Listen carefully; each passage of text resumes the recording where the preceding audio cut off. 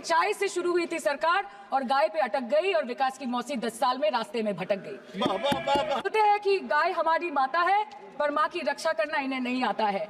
अरे अभी तो शुरुआत है, ये तो ट्रेलर है, पिक्चर बाकी है। मैं बस ये कहना चाहती हूँ कि इस बीजेपी सरकार ने पिछले 10 सालों में इस देश के लिए क्या किया, उससे बड़ी तालिका बनेगी कि 10 साल में क्या क्या कर सकते थे पर किया नहीं। 2014 में जो किसान मोदी है तो मुमकिन है सोच के और अच्छे दिन के ख्वाब देख के बीजेपी को वोट दे रहा था, आज 10 साल बाद वो बोलता है कि मोदी है तो नामुमकिन है। शायद अभी वो किसान है भी नहीं। तो इसीलिए मैं बोलना चाहती हूँ कि समय बड़ा महत्वपूर्ण होता है अध्यक्ष महोदय और बड़ा बलवान। बंगाली में हम एक बात बोलते हैं कि समय गेले साधन होबे ना। इसका मतलब यही है कि अगर समय चला गया तो साधना नहीं होगी, अगर भक्त रूठ गए तो आराधना नहीं होगी। और 3 से 303 से 240 के आंकड़े बोलते हैं कि इस बार जो आप चले गए तो दोबारा लौटने की संभावना नहीं होगी। अरे उधर वाले बता इसमें बुरा क्या है, हवा के 4 झोंके अगर इधर से भी गुजर जाए तो। सर मैं धन्यवाद देना चाहती हूँ जादवपुर लोकसभा क्षेत्र के लोगों का, जिन्होंने मुझे भारी बहुमत से यहाँ पे जिता के भेजा और ये पैगाम दिया कि पश्चिम बंगाल में नफरत की रणनीति और धोखेबाजी की राजनीति नहीं चलेगी। अध्यक्ष महोदय, मैं उम्मीद करूंगी कि आज आप मुझे पूरा बोलने का मौका दें, क्योंकि हाल ही में हुए नीति आयोग की जो मीटिंग हुई थी वहां पे हमारी माननीय मुख्यमंत्री, जो देश की एकमात्र महिला मुख्यमंत्री भी है, उनका माइक बीच राह में ऑफ कर दिया गया था। वो बंगाल के अरे अभी तो शुरुआत है, ये तो ट्रेलर है, पिक्चर बाकी है। अध्यक्ष महोदय, मैं आपसे ये बोलना चाहती हूँ कि वो बंगाल के हक के लिए यहाँ पे सवाल उठाने आई थी, वो बंगाल के लोगों की बात रखने यहाँ पे आई थी, लेकिन उनका माइक ऑफ कर दिया गया। आपके माध्यम से मैं सदन में उपस्थित वहाँ जो बैठे हैं माननीय सदस्य, कोई भी घटना को सर एक लाइन डिलीट करेंगे सर, एक लाइन सर मैं यही बताना चाहती हूँ कि बंगाल के लोगों का आगे जाके बंगाल की लोग आपके पार्टी की माइक ऑफ कर देंगे। बस एक चुनाव बाकी, आप देख लीजिएगा।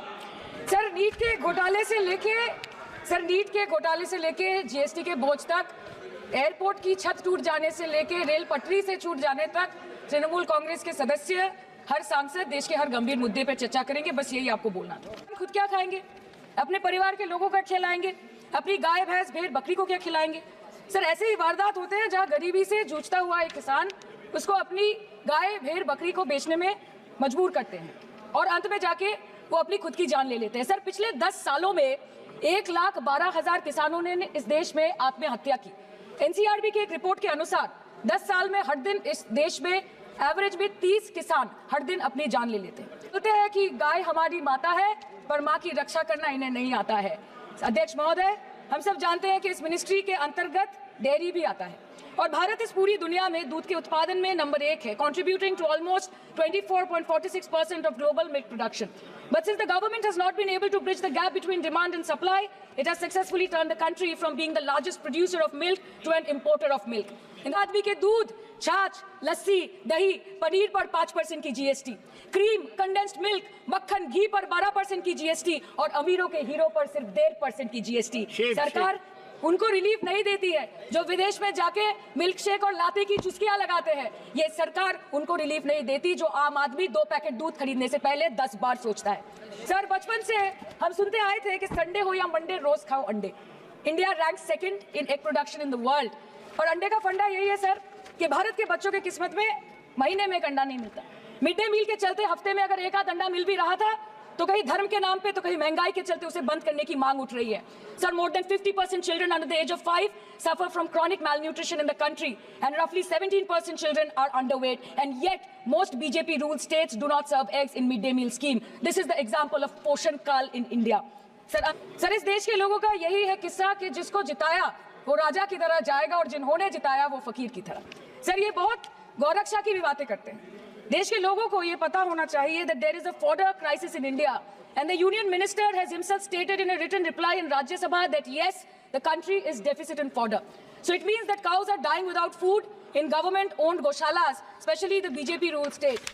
74,000 cattle had died at Panjrapols in Sundarnagar and Banaskantha district of Gujarat in the last 3 years. 200 cows were found dead in Madhya Pradesh's Shivpuri district. 173 cows allegedly died in a week in Chhattisgarh and 74,016 cows had died in Hingonia Gaushala in Jaipur during the previous BJP government in Rajasthan. तो sir पहले खाना ही नहीं मिला, fodder crisis, फिर मिल भी जाए तो इतना महंगा कि किसान खरीद ही नहीं पा रहा है, फॉडर इन्फ्लेशन, और सर खाना मिल भी जाए तो पशुओं की बीमारी। उससे मुकाबला करने के लिए इस सरकार ने क्या किया? The Parliamentary Standing Committee on Agriculture, Animal Husbandry and Food Processing presented its report which stated that 32.7 lakh cattle were infected by the viral lumpy skin disease across several states and a whopping 2.4 lakh cattle died within months.